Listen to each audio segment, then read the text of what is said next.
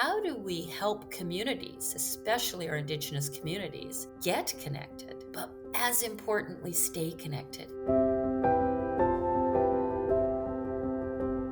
Right now, a lot of skilling opportunities are taking place or are available to citizens who have three things: access to functioning technology, proximity to urban centers, and the time and money to engage in skilling opportunities, some of which run for months or even years. And by definition, if you are a new Canadian, if you live in a remote rural community, if you're an Indigenous citizen, if you are living at or below the poverty line, your opportunity to participate in skilling for the digital world is severely limited.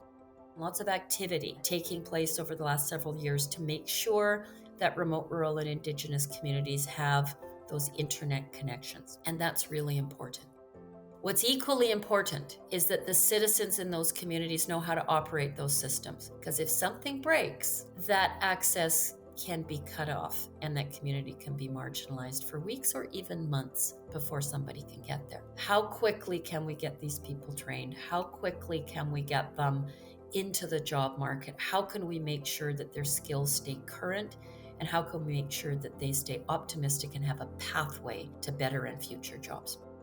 The fundamental element of the work that we do in the Digital Technology Supercluster is collaborative innovation. And the theory is this: if we bring organizations and people together around a problem and we are determined to solve that problem together, we will build a better solution and a better approach if we do this together rather than if we each come up with our own solutions individually.